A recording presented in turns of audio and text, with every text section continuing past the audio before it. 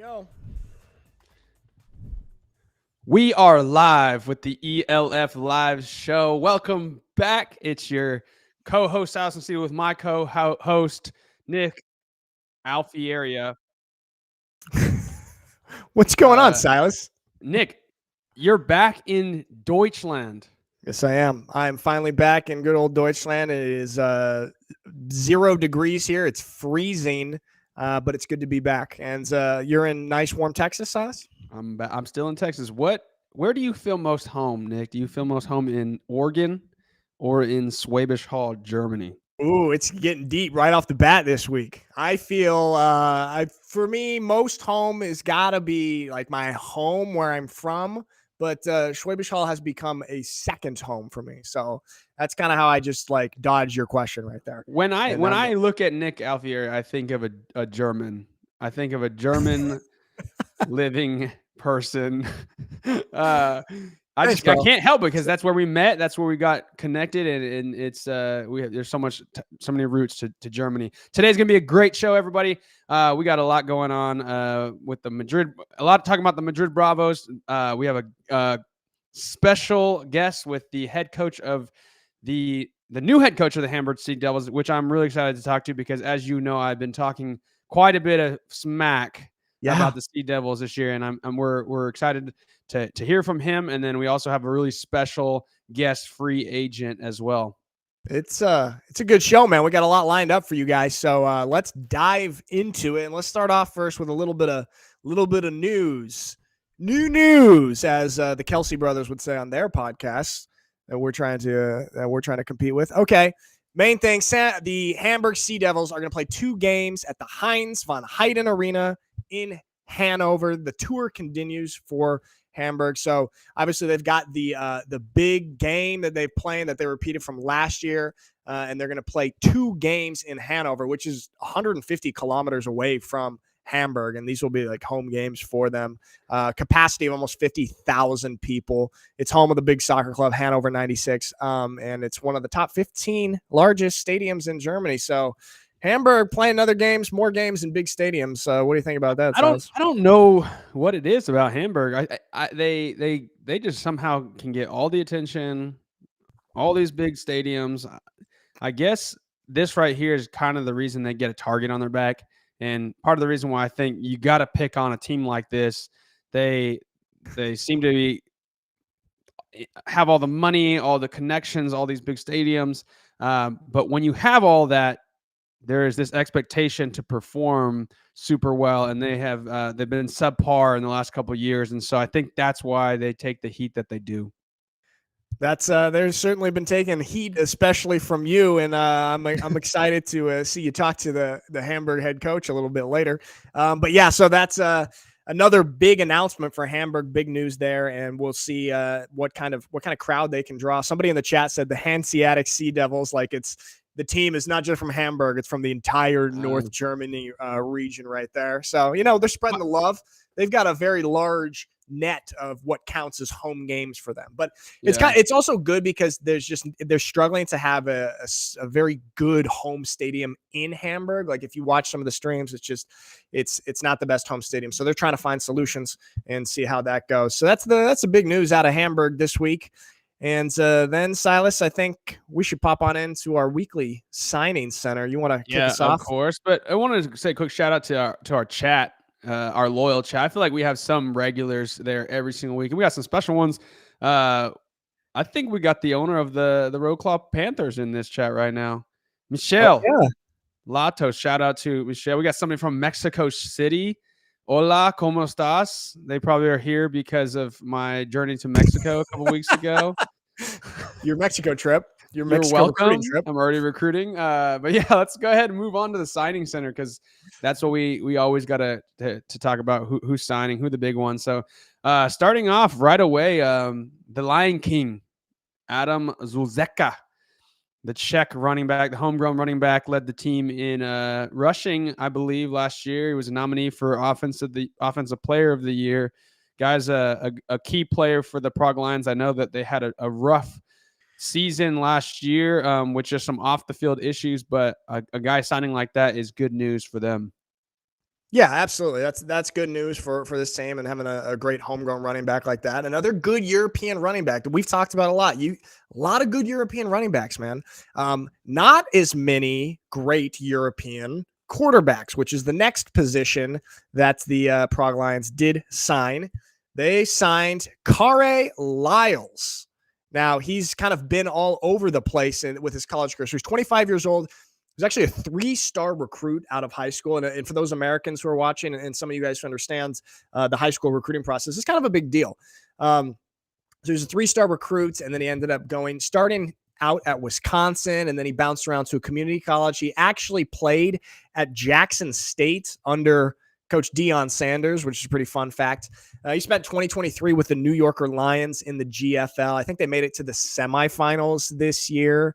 And so he has signed for the Prague Lions, and we're going to see if these two guys that we just talked about can kind of bring a little stability there and maybe some wins to Prague. Yeah, I'd be interested to hear from Kare, if that's his name. I don't know if I'm pronouncing that right, how he feels going into an organization like that with everything that happened last year. If I was a quarterback, I wouldn't go to Prague.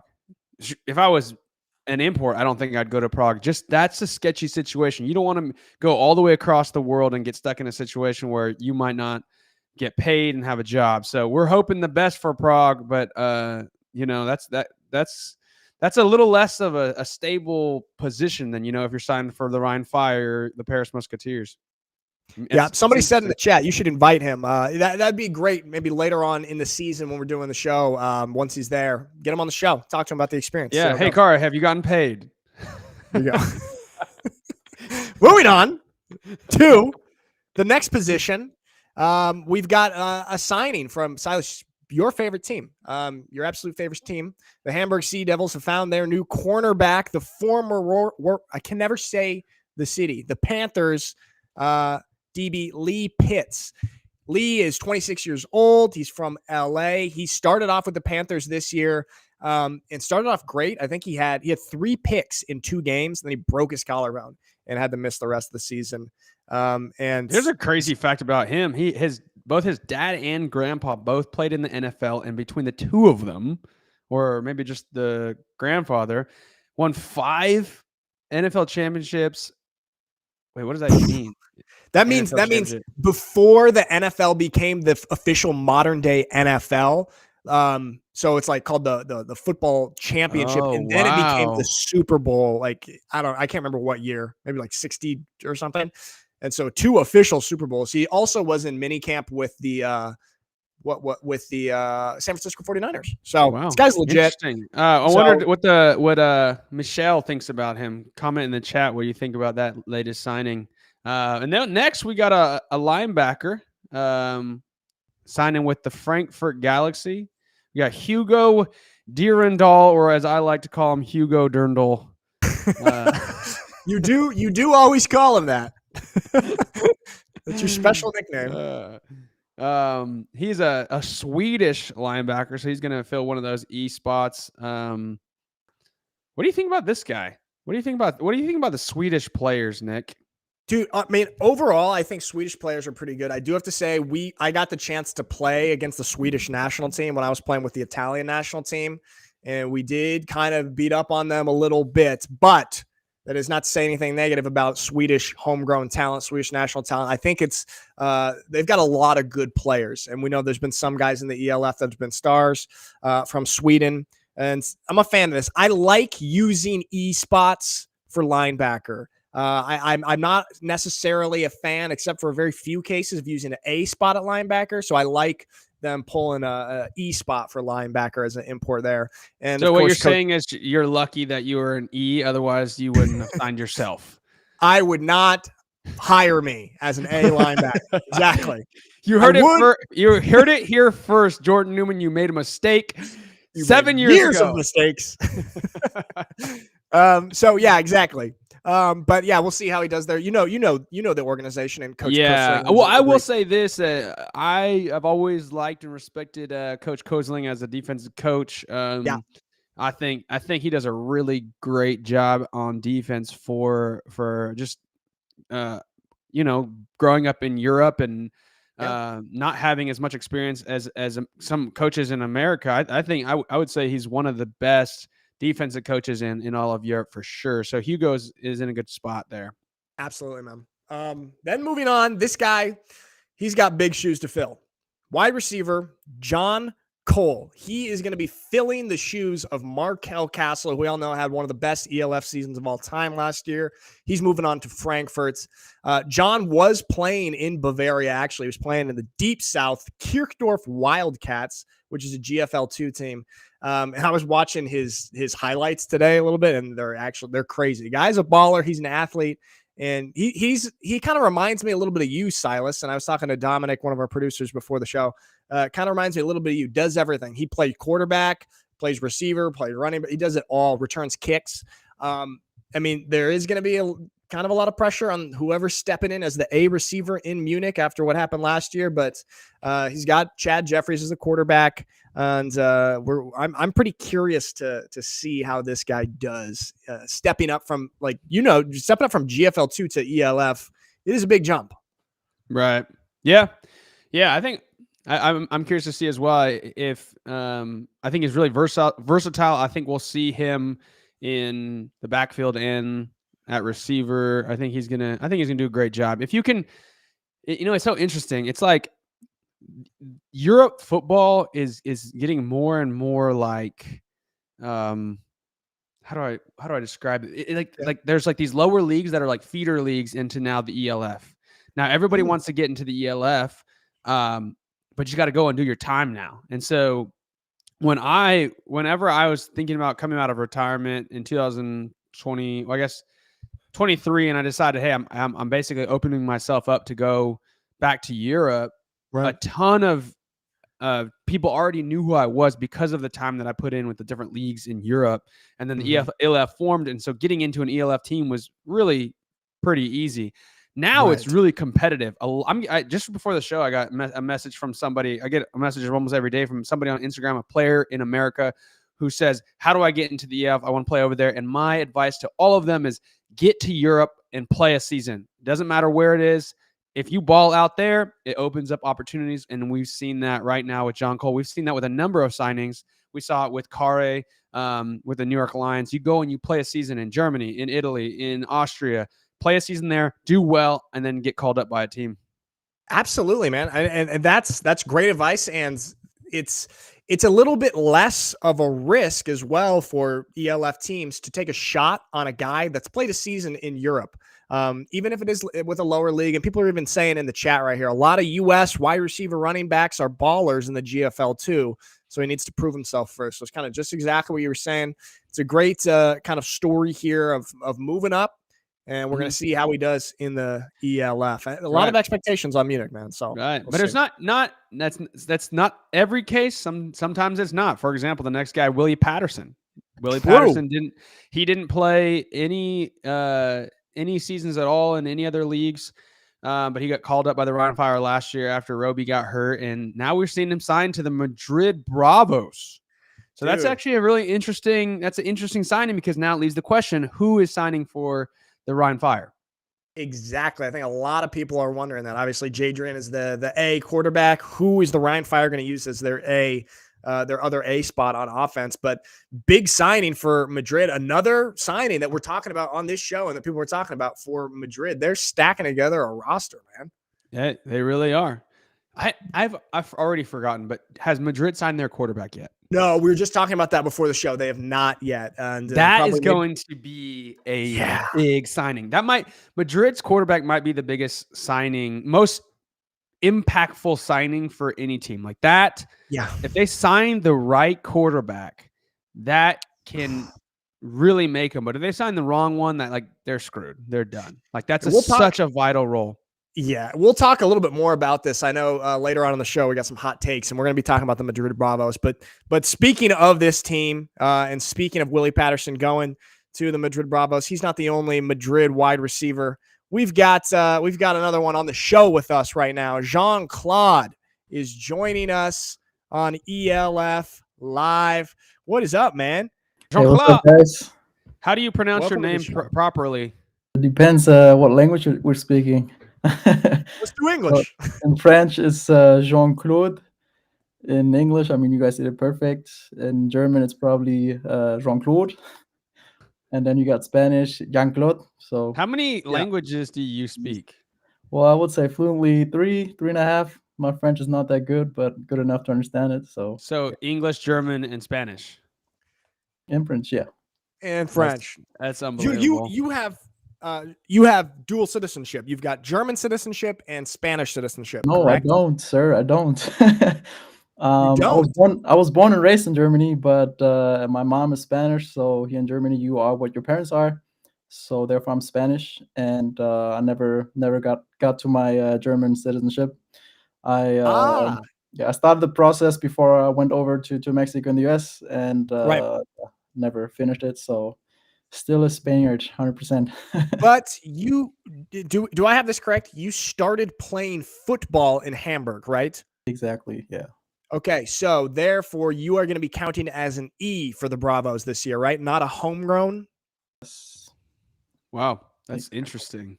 Yeah, very interesting, man. You got an interesting story. So I guess the big question that we've got to ask first: why was it the right time for you to leave the Sea Devils? Why did you want to leave Hamburg? I mean, it's not about leaving Hamburg. I mean, I love the city. I love the organization. It's more about what other opportunities are there, and especially guy of my age. I mean, I have family now. I have two kids, and my family is from near Madrid, so it was just a perfect opportunity for my kids, for my family to yeah, to go to Madrid, be with the family, and of course play football there again. So So it's not for about you, leaving. It's more about yeah, taking advantage yeah. of like, other opportunities. What I guess did you have any issues playing in Hamburg? What was there anything that you didn't like about it? Uh, I mean, there are like bumps on the roads. I'm sure you guys heard about them already. But it's not about like leaving Hamburg again. Like I love the city, I love the organization, I love the people that are there. I mean, I don't know, just the big signing of Miguel Borg. He's like a brother to me, man. Like I started playing football with him together. So it's not about leaving it. And just like in every organization, right? Like there's always like not everything is always like going the way it's supposed to be, but it's still family. It was still fun, and yeah, had a great time. Yeah. Yeah, it makes sense, and especially with what we talk about with your family connection and situation there. I'm wondering how much contact have you had with Coach Rip Scherer? Obviously, he's a pretty high profile coach, and he's got a lot of experience coming to the organization. Have you had much contact with him, and how do you feel about playing for a guy like that?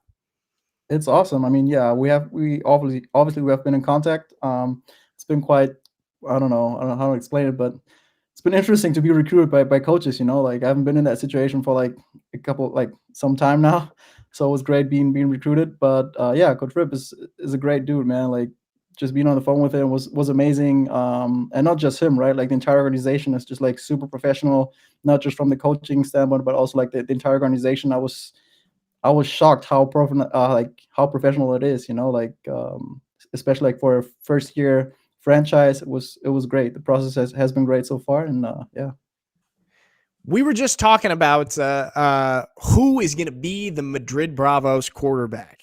Do you have any inside info for us? Do you have any juicy takes here? Unfortunately, not, man. Like, I mean, when I was being recruited, I heard some names, but for now, I know that the signing will be done by the end of January. Yeah, and but it will be a juicy one. But yeah, I don't have any other insights I can tell you guys. I'm sorry. So you're telling me that there's like a few that they have their eye on right now. Yeah, I know that there's. I mean, obviously with the USFL and the XFL being united, there's some guys that or that there's a lot of talent right out there that is still roaming around. But yeah, I think it's not just about one guy. There's some candidates. How do you think? That's the thing about those two leagues. Oh, go ahead, Silas. Go ahead. Yeah, I was gonna say, how do you think Madrid's gonna do against Barcelona? That's what I really want to know. Put me on the spot right here, man. Yeah. I mean, hey, we're coming to compete, man. We're coming to compete, going 100%, and the expectation is to win. So yeah, it's gonna Have be. you It's gonna played in be Spain before? Yes, I have. Just so I played with the national team, the junior national team in 2011. So I know some guys over there. And then I played there 2012, I think, right before I went over. Yeah. Yeah. Nice, man. And I was gonna ask or touch on that, just what you said about the fact that those two leagues are merging.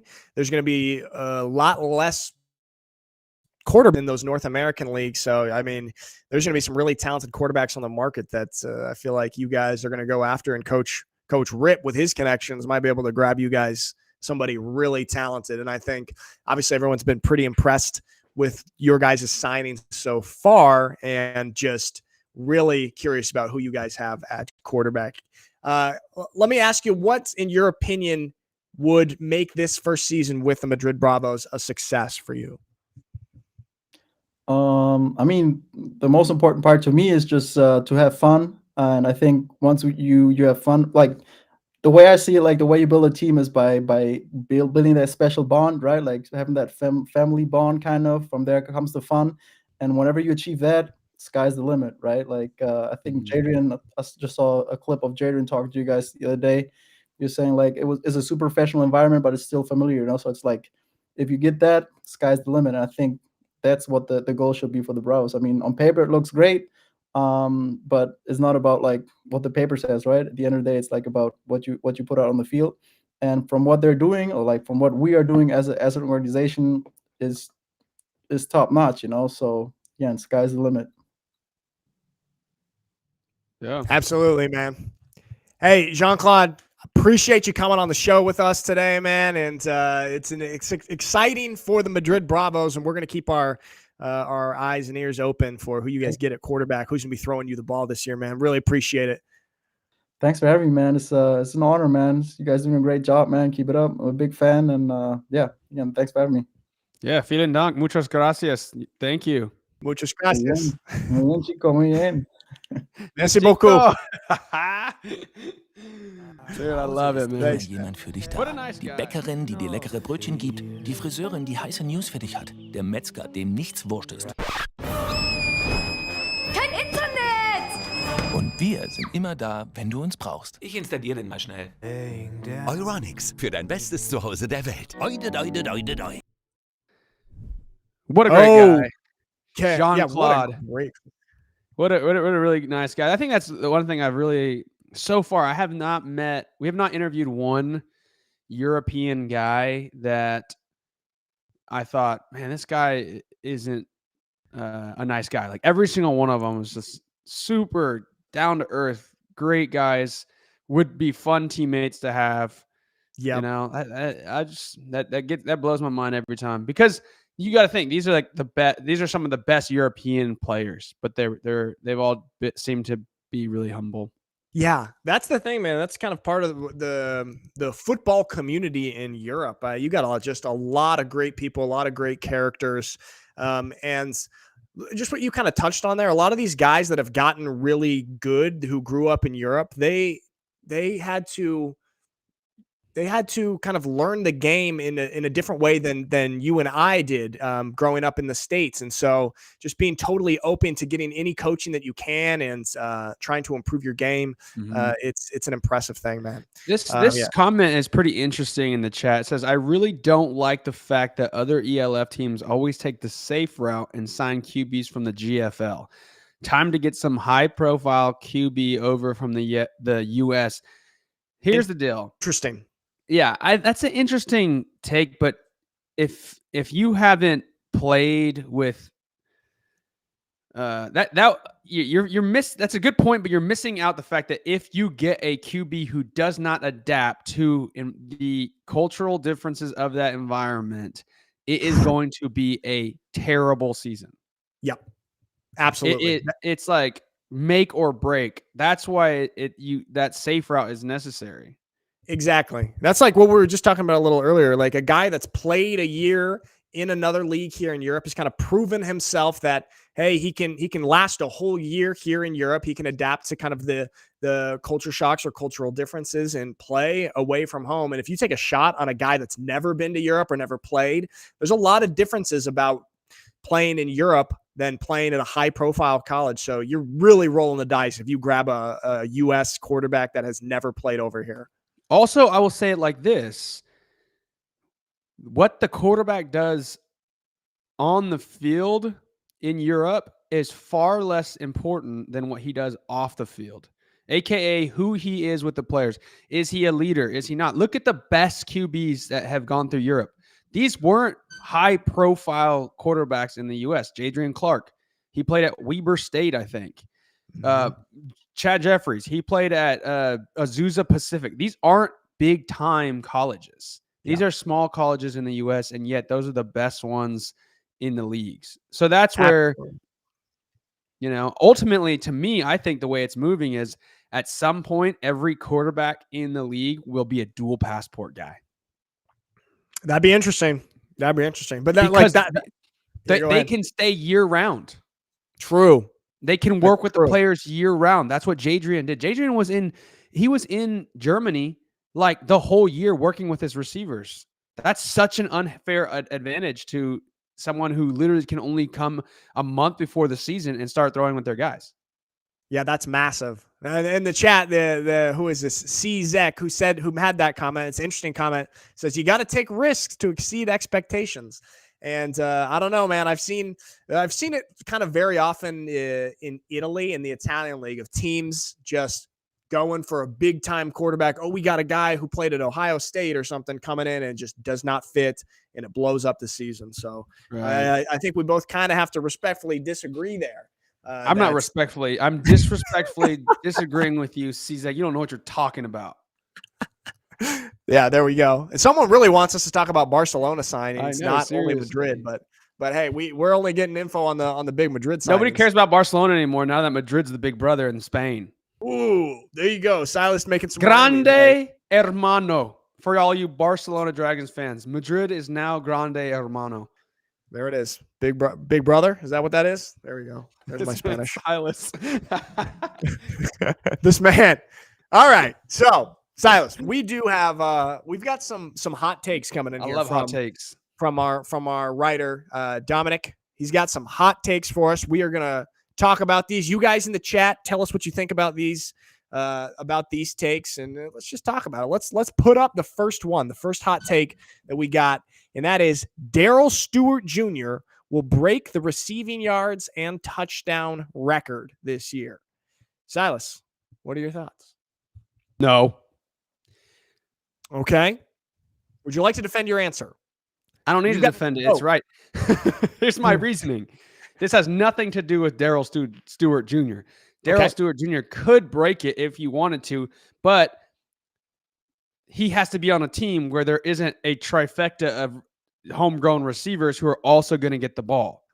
So this has absolutely nothing to do with him. He's good enough to break it, but he won't get the ball enough to break it. Interesting. That's actually interesting. It's a great point because obviously Louis Geyer and Yannick Meyer are also on that team. They just signed the trio there. We just talked about it. Yeah, we just talked about him. I'm gonna go ahead and say that he does do it. I saw kind of firsthand him coming in there last year. He came in the middle of the season, stepped right in, and put on an absolute show. And seeing him up close, he's unstoppable. And if he has an entire season, even with the other great receivers on the surge, I think he'll get enough targets. I think he'll get enough touches that I think that this is pretty possible. Depending a little bit on who is playing quarterback for the surge. But I'm going to go ahead and say that I agree. Most people in the chat are saying they do not agree. And yeah, some people are agreeing with you, Silas. You're only as good as and happy as your homegrown talent is. Well, in this case, it's kind of the opposite. Like in terms of stats, his stats won't be as high because his homegrown talent is so good. Yeah, that is true. Yeah, but we know kind of what you mean because that is a great point. And obviously, the ball's going to get spread around a lot by those good receivers. Yeah, that was 3 receivers that went for over 1,000 yards on the surge last year. So it is a hot take because of those reasons. But I'm gonna take it. I'm gonna say Darrell breaks it. I think he's gonna do it, even with all that. What else we got? What's the next hot take? Here we go. Madrid Bravos will have a winning record in 2024. Vote right here, guys, and let us know in the chat. Como se dice no in Espanol? By the way, Silas, someone said Prague has new investors. Quit your shit talking. Investors. What does that mean? I could be an investor. Give you like 4 Czech crowns or whatever, and now I'm an investor. That don't mean There you go. anything. You're starting some more heat there. We're getting a Sorry. bit 56, 43. What do you think, Silas? Will Madrid have a winning record? No, they won't. This is a hot their take. conference is too tough for them to have a winning record, and they just, I'm telling you, man, I played on a startup team. It is so hard to get into unison and understand and build trust. And Rip Scherer, I don't know the guy. I mean, I'm sure he's a great coach, but going to Europe is a whole different beast. I don't even know if he knows the right questions to ask.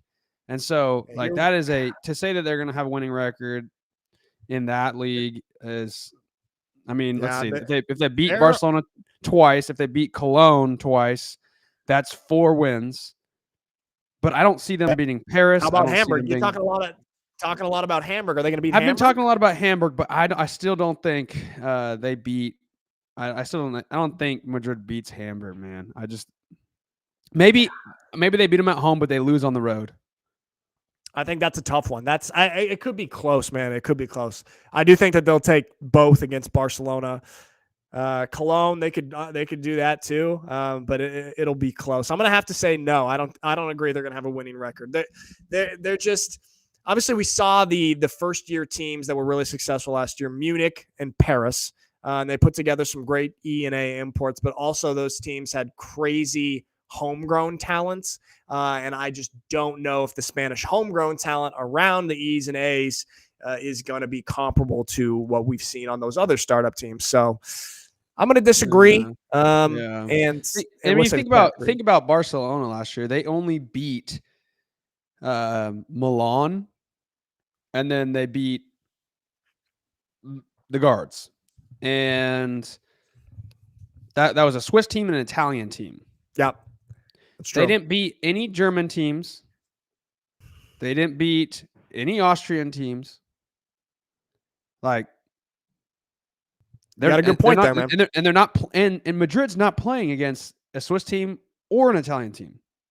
The only team they're playing against that is not any of those other teams that I'm listed is a Spanish team, and I think they will beat the Dragons, but I don't see them beating a German team. Yeah, let's just be happy if Madrid gets around 500 or wins a handful of games. There's a startup franchise, and I don't want to put too high of expectations on Madrid. I know we're talking about them a lot. They're hot with their signings, but let's not get too crazy, huh? I agree. It looks like most people in the chat said they believe that they're will have a winning record. So I guess all the Spanish people are awake from their siesta to vote and making their votes. All right, let's see. What's the third hot take that we've got here? What do we got? Sea Devils.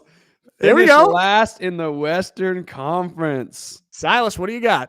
That as much as I'd like to say yes and just roast the Sea Devils, I'm going to say no. I don't think they finished last. Yeah, chat, what do you guys think? Put what you think in there. I'm with you right there. I think, we've been giving them a lot of shit, but I think they're going to settle here. They're going to start getting some good signings. We're going to talk to their coach here in a little bit, and I think that he is going to be turning things around there probably. And so I don't think that I agree with this. I don't think Sea Devils are going to be finishing. So who do you think finishes last? Somebody in the chat said, "Nah, we have Cologne for that." Exactly. I think it's going to be Cologne. I agree. I think Cologne is going to finish last. I haven't heard like really anything about Cologne at all ever. Like, they're the team that I feel like everyone just forgets about. They forget that. I mean, it's tough, especially when you got the Rhine Fire like in the same right region, down the street. Yeah, man. And then also everyone in that area from Cologne is like, nah, let's just go to Rhine Fire, and like we'll automatically have better coaching and better organization and more fans. If I was in the Cologne region, I'm not gonna lie, I would play for Rhine Fire. I wouldn't. You know, I mean, I'm too old. I'm too old for that. I'm too old for that rebuilding stuff. I want to build something from the start. Nah, dude. I'm trying to go join a winning team and have 10,000 fans. That's epic. I think a lot of people are agreeing with you. So there we see the Western Conference. Well, most of you guys are saying that 53% they're not going to finish last. Well, we've got the new head coach of the Hamburg Sea Devils joining us live on the show. Coach Matt Johnson, welcome to ELF Live. Thanks for joining us, man. Welcome. Appreciate it. What's up, fellas? How y'all doing? Good. You know that when you move to Hamburg, you're going to be called a hamburger. Yeah, I'm aware. That's why it's always beef with Hamburg. Nah, it's all love. I see what you did there. Yeah, that's a good pun, Silas. Coach, are you in Hamburg right now? No, I'm actually in Fort Lauderdale. I'll Okay. fly back to Hamburg in the 16th. So I land in Hamburg on the 16th of January. Okay, and then you'll hit the ground and start doing everything. Coach, first question is, why did you decide to take this job with the Hamburg Sea Devils? Why is this the right move for you right now? Oh, for sure. So kind of the backstory, right? I played in Germany in 2013 in Kiel. So I understand the layout of the land, right, and the relationships that were built back then. So when this opportunity presented itself, man, it was a no-brainer, right? So despite the status of the team and the situation, right, all we look for as a competitor is opportunity, right? So that's what I took. I took the opportunity and ran with it for sure. Yeah, absolutely, man. Well, yeah, I was gonna say congratulations on getting a head coaching job like that. This league's growing. This is a big deal. And as you playing, I didn't actually know that you played in Germany until right now, and that definitely makes me feel like you are gonna do. You've already increased your stock just by that, because I've seen coaches come into Europe with no experience of Europe and they tank, and they don't even know how to communicate to the players. But the fact that you played there, talk to me about how you playing is going to affect you as a coach. Yeah, for sure. So I played in Kiel. So I was a teammate with Miguel, in Kiel at the Hurricanes. Understanding the dynamic of European football is big, right? And building the relationship and being able to impact the guys, not just on the field, but off the field, and the knowledge of the game as a quarterback was something that was important to me, because the game is developing there, right? So being able to bring your experiences from the United States, where it's highly competitive, and especially where I'm from, Fort Lauderdale, Florida, I would call it the mecca of football in the States, right? South Florida. We understand how to play at a high level and what it takes to be successful. So I think just bringing my experiences along the way with me, in combination with the coaches that we're bringing on board, I think we're in a really good position right now. Yeah. Coach, I mean, it's tough to kind of ignore the fact that Hamburg has lost a lot of key players this offseason. And I know you're coming in, and it's going to be a new era, but how are you kind of handling this challenge and building your roster and dealing with this adversity that the organization has been facing? Yeah, for sure. Well, I think it's a testament to the growth of the league, right? I think as we add teams, players will be pulled into different franchises, and I think it's fair to say that we have a lot of great homegrown talent in Hamburg, so they're very attractive to our other franchises outside of the area.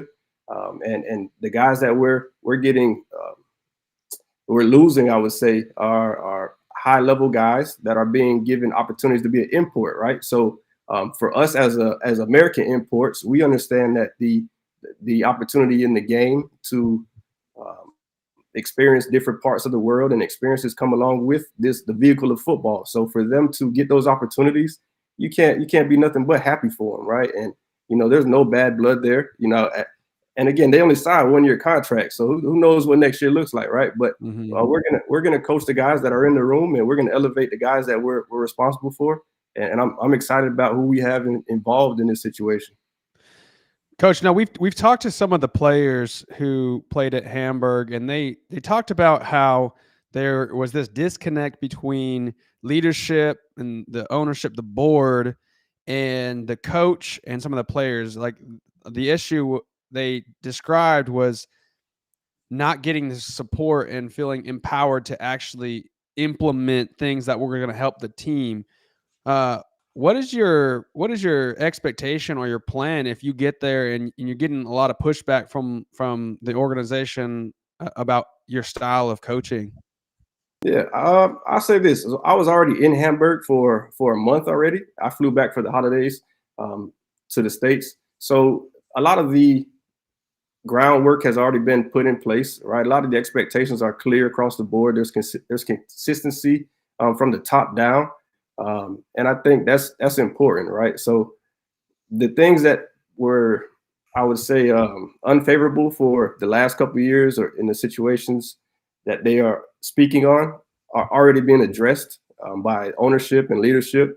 And, you know, I kind of have the green light to be myself. And I think everybody being authentic and being themselves helps the situation grow firmly, right? So all those things are being addressed, you know. So I'm excited about the direction we're going in, and we're gonna prepare to win the championship. You know, that's the ultimate goal for sure. There we go, Coach. And yeah, looking forward. And I like to ask this a lot, especially with new coaches in a new situation, new players in a new situation.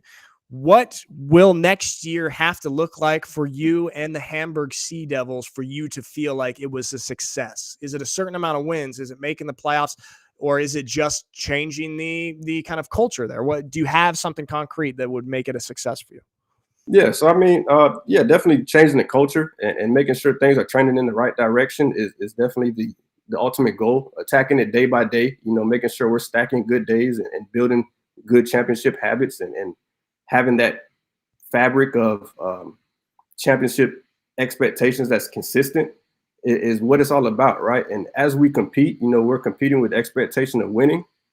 So, I mean, as it plays out, you know, we'll take it day by day. Awesome, Coach. And if I'm not wrong, we're hearing that you've got an announcement for us about a player that's going to be joining you next year. Do you want to share that here on the show with us? Yeah. So most recently we were able to sign one of the better receivers, you can say, in the ELF last year. Theo Landstrom will be joining us as well next year. So we're really excited about him, adding him into the equation. So now we have, you know, Theo, we have Jarvis.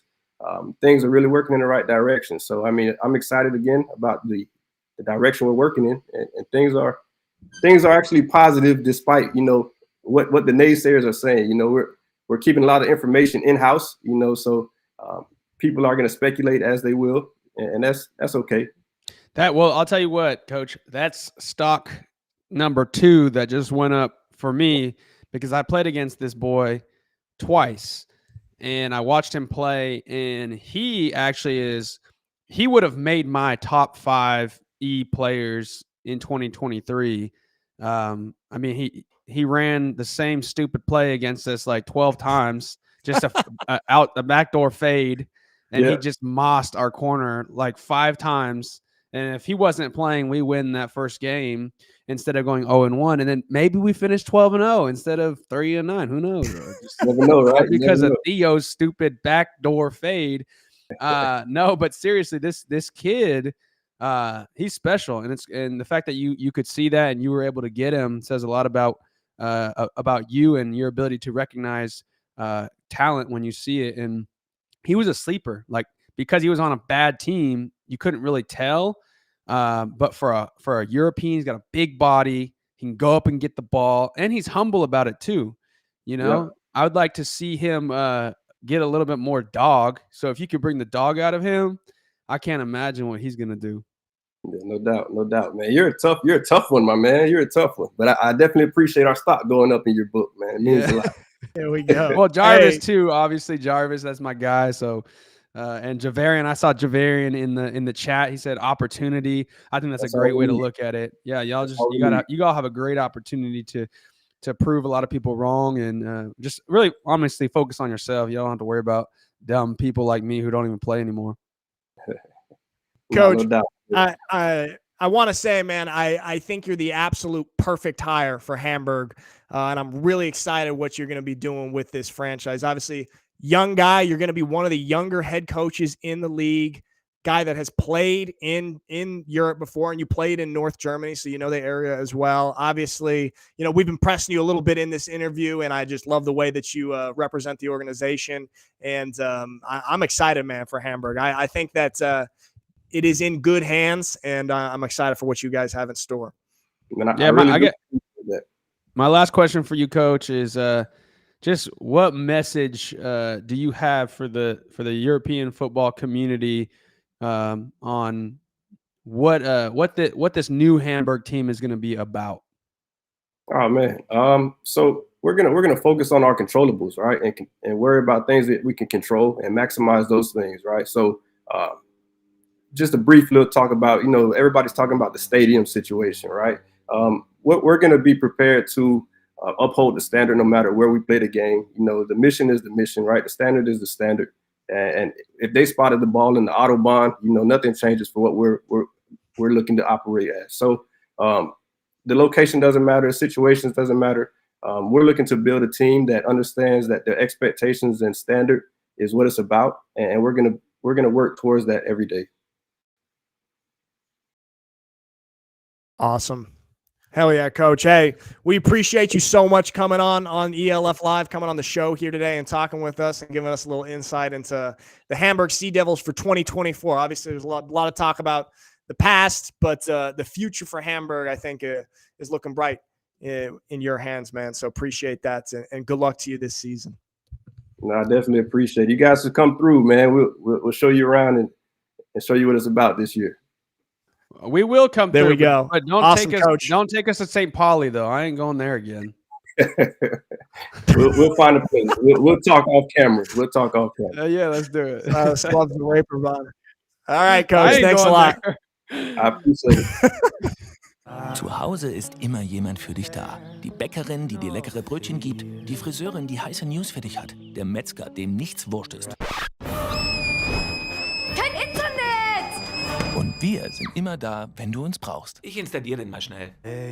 Euronics, für dein bestes Zuhause der Welt. Okay. Silas, man. Hey, I like him a lot. I like Coach Matt a lot. Yeah. Obviously, I'd never seen an interview from him or talked to him, obviously, and I liked him a lot because we pressed him a little bit in that interview, and I like how he handled himself, and I think they're in good hands. Yeah. But I mean, I don't got any beef with this guy. He just showed up to Hamburg. You know, he was called in to help fix a situation that clearly everybody else saw, and I was really impressed with how he carried himself. I was especially hopeful to see that he actually played there. He's lived in Germany. Yep. He's experienced it himself. That is going to help so much. And then especially like someone in the chat saying the standard is a standard. To be really truly great, your standard and your goal has to be fixated on something that doesn't change. So it doesn't matter who you're playing. It doesn't matter where you're playing. It doesn't matter what people say. If they like you, if they don't like you, the standard stays the same. I remember seeing an interview with Nick Saban, who just retired, who announced his retirement, right? His whole thing is he told his team that they don't even look at the scoreboard at the end of the game, because even if they won the game, they might not have played to their standard, and then they're gonna go from there. They might have lost the game, but if they played to the standard, then that's all that mattered for them. And he's one of the winningest coaches, if not the most winningest coach in college football history. So I think he's off on the right track. Absolutely, man. Yep. So there we go for Hamburg. That's a little bright light for them for 2024. Now, moving on, we've got the community corner. So what we've got this week is you guys had the chance to send us some of your favorite plays from the 2023 ELF season, and we're going to look at them here together, and we're going to talk about some of these glamorous plays from 2023. So I think the first one that we got is, what do we got? Matthias Rebbe, from the Raiders, pick 6 against the Ravens. Ooh, look at that. My boy Matthias, dude. Opie. That's what we called him when we played together in Austria. Did you play with him on that Austrian team? Dragons? I did, bro. I did play with him. And yeah, I'm gonna have to probably pick this one just because I love that guy. There you go. I mean, hey, and that's against Chad Jeffries, one of the best quarterbacks in the league. You know, it's always like exciting when you pick off a top tier quarterback. Yeah, and I think he's old too. I think he's like 30 something. What is old to you, Silas? Is 30 old? What do you mean by that?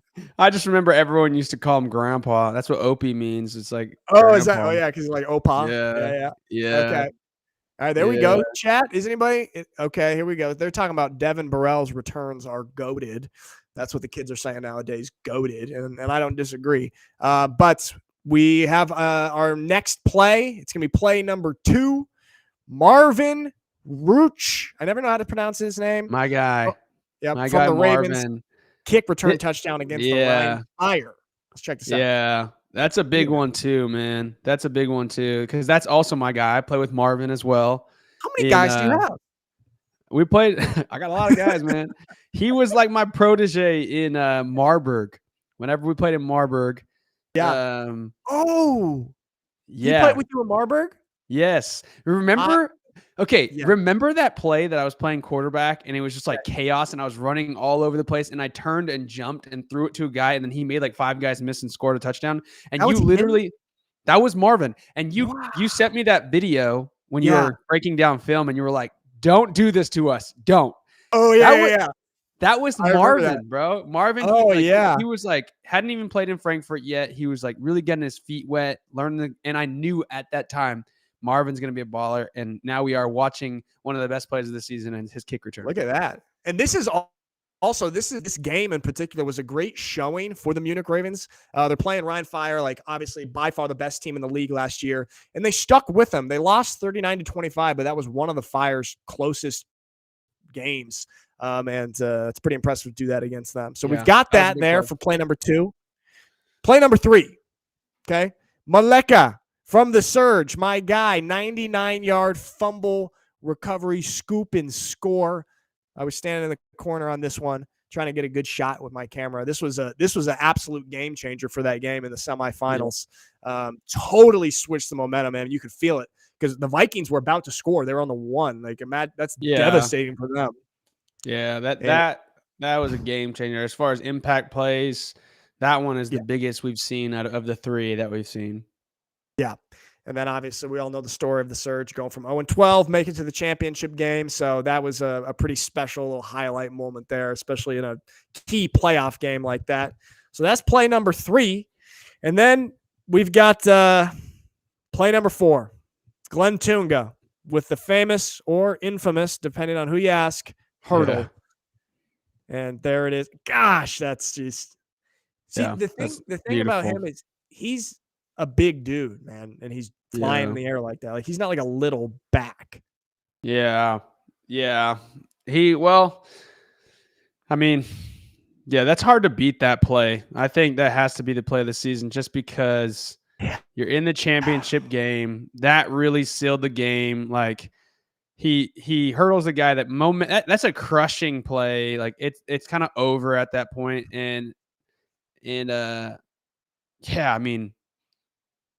That's like that right there too. Like it's like, oh, the ELF is legit. It's highlight worthy. It's ESPN worthy. Like that.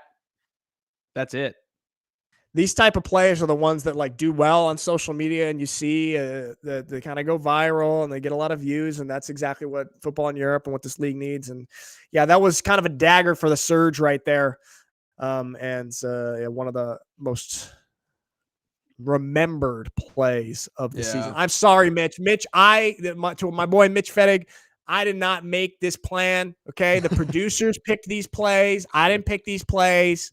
And I will just say, I will defend you again. Getting trucked is way worse than getting hurdled. No, it's not. No, it's not. Yes, it is. Yes, it is. It's not. No, it's not. I would rather get hurdled than get trucked. Because if you get trucked, at least you went to try to tackle the guy. Like to get hurdled, you probably closed your eyes. So your boy closed his eyes. Getting trucked is the most emasculating thing ever. One time, one of the Frankfurt quarterbacks trucked me so bad. And it just, I still remember, I'm embarrassed now thinking about that. And like, if I get hurdled, hey, it's like, wow, that guy's an athlete. Good for him. I did everything I could. So that's,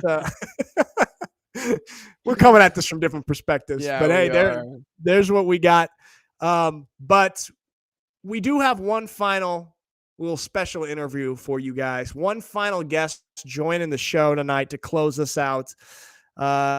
He's a free agent. He has not signed yet this year. He's been.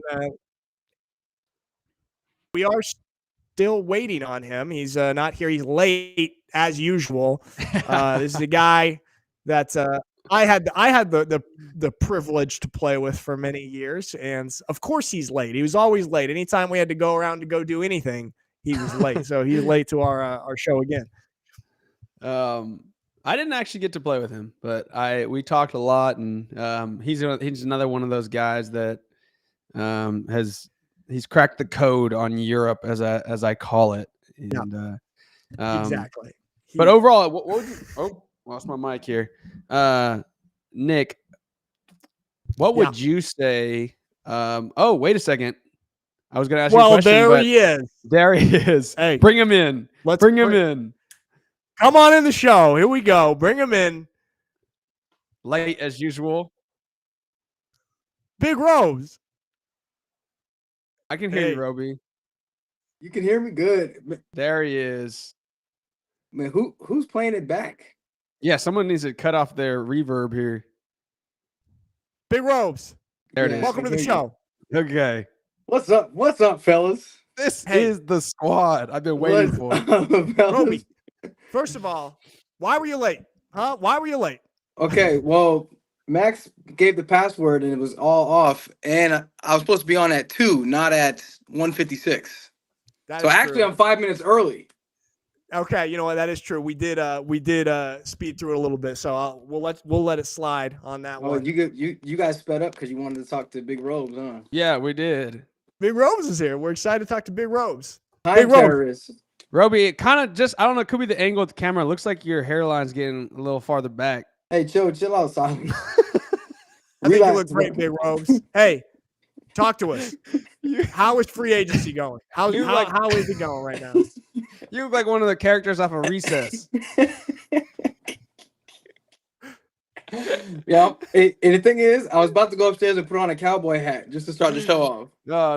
No, we don't need that. That's hopeless. Yeah. Free agency, man. It's good, to be honest. It's different. It's but you guys know, being European athletes, you will be not every day is free agency when you're not after the season. Right. You know that. The minute the season's over, whether you make it to the playoffs, whatever, you're a free agent. I think now with social media and the ELF and stuff like that, when they post all that stuff, people kind of get, oh no, this is like it's a real free agency. No, this is just everyday European football. Right. Yeah. So but it's been good, man. I do it every year. People don't know, but I do it every year. Even when I was with the Unicorns, I always reach out. Yeah. You do it every year. You're always getting recruited. Yeah, I do it every year. And I've had coaches, and even in the past, like, what are you doing? Why are you not doing this? Sign it back already. Because you never know. And also you gotta do your due diligence, right? You cannot wait for a team, kind of like in a situation now. I can't wait on Ryan Fire to kind of pull the trigger on what they want to do, because then all these other teams are signing guys every day. Right. So yeah, so you can't wait. So have you not talked to Ryan Fire about signing? Like they haven't said for sure that they want to sign you? Yeah, that's what it is. They haven't said for sure whether they want to sign me back or not. It's business at the end of the day. You feel me? Right. So it's not anything that's too kind of getting at me a little bit. It did for a second, because I'm like, the first signee, the first thing I ever did there is with Ryan Fire, and we got to the championship, and that's what I told him. I said, I'm going to come here, help build with the organization, and get you guys a championship. And we did that, and now it's just kind of like, it is what it is, man. But it's business. Right. Yep. I mean, yeah, you know the lay of the land of European football, and I don't know, does part of you feel like, hey, did I not do enough to get pull the trigger on right away again? Because obviously, especially you coming back in the championship game after kind of facing a weird situation where you had to sit on the sideline, they bring in a new import, you're healthy, you're good to go, and then you had to wait to get back on the field, and then you proved yourself, didn't miss a beat, had 2 touchdowns in the championship game. Does that feel a little like, hey man, why am I not getting this offer right now? I mean, yeah, and from if I have my faith from my human perspective, for sure, that's something where like any human, you say, man, I've done all this and this is what I've done. What did that guy say? Earl Thomas. Hey, coach, it's documented, so you know. It's documented. You know what you're gonna get. You don't have to ask me directly about who I am and what I've done. You can ask you guys, you can ask everybody in Europe with all that. Yeah. So it doesn't it can eat at you if you let it. For me, I've been a big proponent of just letting things come as they may, because I know things can turn upside down real fast. But I mean, as far as that situation, yeah, in the beginning it was tough, but I understood I was injured, so I couldn't do anything anyway.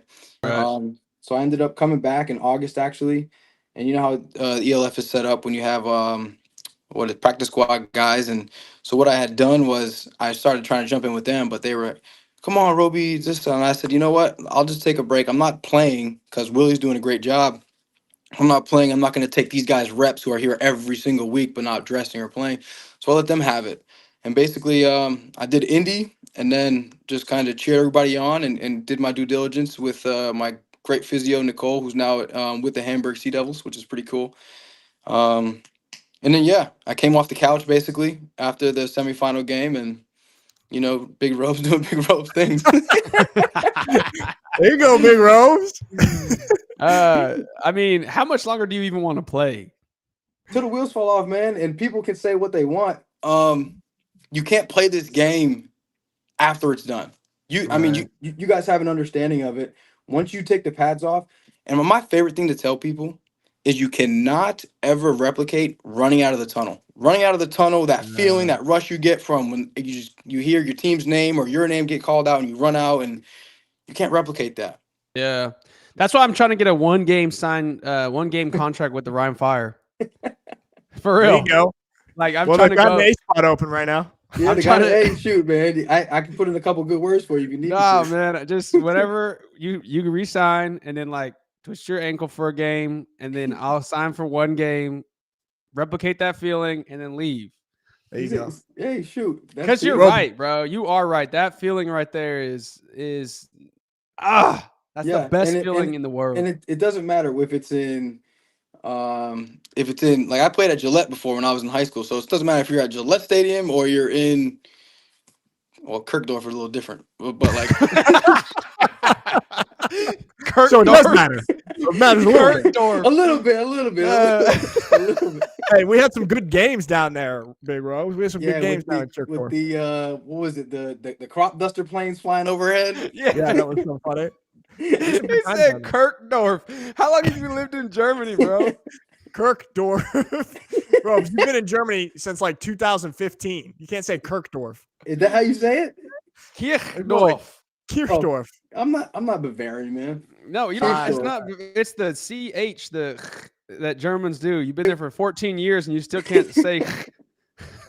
If I'm anything in Germany or Europe, I'm Baden-Württemberg to the max. There you go. That's our spot, Big Robes. That's where you spend a lot of time. Hey, what's I know we talked about the Rhine Fire a little bit. What other ELF teams are you intrigued by? You don't have to say like, you know, you've been talking to anybody. Obviously I'm not gonna do that just for business standpoint of things. But yeah.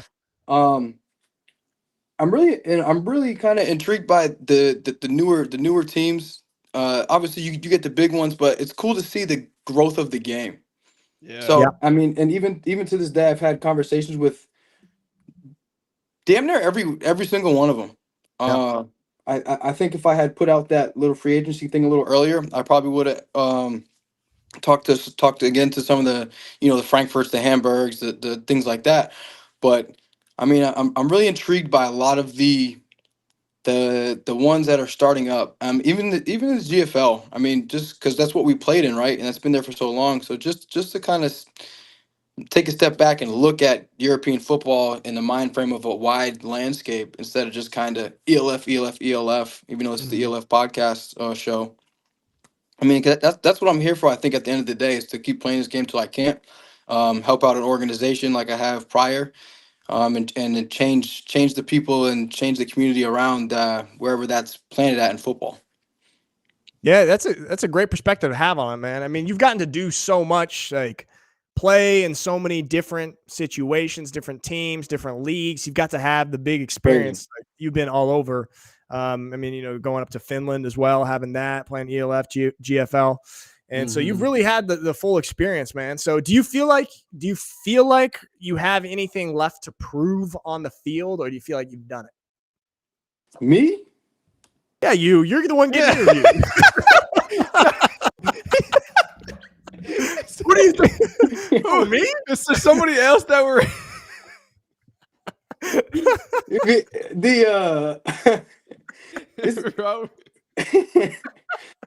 well, I mean, we'll see.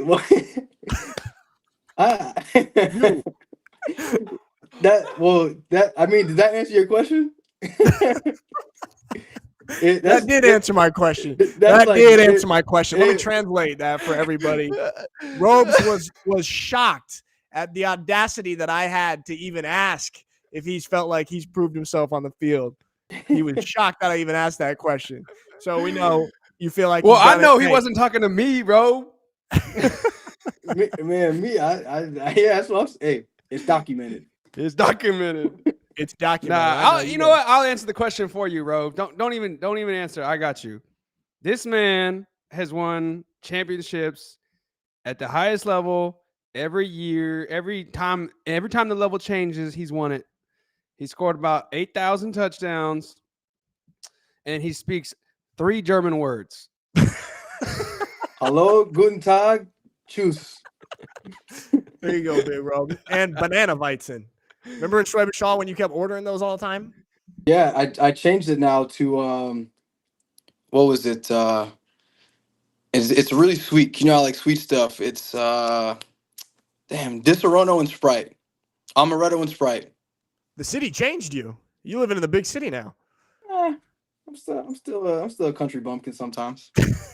Yeah, you are, Big Robes. Robes, what do you have to leave us with? What do you have to say to the people about kind of the status of European football? You've seen it. You've been out here for years. You've seen the landscape change. What are your words on the league and the sport in general in Europe? I love it. I absolutely love the way that it's going. I hope that things don't get overrun by. I hope the purity of the game stays that way. I hope that people don't come in and kind of ruin it for their own personal gain. That's one big thing I don't like, and I know that it's definitely a far cry from where it could be, where it should be. But I mean, I love the trajectory that it's on. Look at these words, man. What, you said the word trajectory? Write that down, chat. Everybody. We've got proof. I love how you're over there commentating on yourself like you're watching. You're like Donald Trump, man. You're like Donald Trump. There you go, Big Robes. Robes, man. Never stay on script. Thanks for coming on the show, Big Robes. It's always great to see you. You know, you've done it all in Europe, one of the best to ever do it. And even you look at the film from that championship game this year, you haven't lost a step, which is shocking because you're old like me, but you still got it. You know what that is? It's cold water to the face and limited stress from these females. Hey. Hey. That's good wisdom to leave everybody with. Big Robes. Nathaniel Robitaille, thanks for coming on the show, brother. Now go watch Shrek. Man. I know that's what you're about to do. Yeah, I miss it, man. Hey, love you guys. Thank you. God bless everybody. Dude. Hope you guys have a great 2024. Yeah, bro. Thanks, love you, Rob. Take it easy, man. Thanks for coming. Ciao. God, that guy's awesome. I love bro. Roby. Yeah, Freaking man. funny. We got to be imports together for like 3-4 years in Schwäbisch Hall, and those are some of my favorite years. We had so much fun, man. And he's absolute baller. Yeah, he is, because he's not that big, but like he is so fast, so quick, and just is so on the field smart. The fire. Not to say that he's not smart off the field, but. Rose, I know you're watching this part, and Silas is taking shots at you. No, that's my guy. I know. Fire should sign him. I mean, Fire should sign him. I would love to see him to run it back with Jadrian. So, yeah. Hey, man. Sign me for one game. There you go. That's our show this week, Silas. That's a fun show. That was a good one. That was a great show, man. That was a great show. That, we need to we need to have some more fun like that. And yeah, that was just good. I love that. Yeah, dude. Really really brings the just the kind of the rawness and the realness of the league to something like this. You know, there's so much polished stuff out there. Yep. And that's not what this show is about, man. We're not pretending like the ELF is a perfect league. There's no problems. We're not pretending like this is the NFL. We're not pretending like there's billions of dollars in it. This is us saying we want to grow this sport as raw as it is right now. We want to grow it, and this is awesome. Absolutely, man. There it is right there. And that's just so fun. Just kind of the European football community, like us knowing Roby for so long and getting to have that little chat with him right here on the show is awesome. So another good week, Silas. Another week, man. Another great week. Guys, chat, thank you so much for joining us this week. This was a fun one. And we appreciate you guys having joining us in the chat right there. So, all right, guys. I think we will see you next week. See you next week. Cheers. Cheers. From Kirkdorf.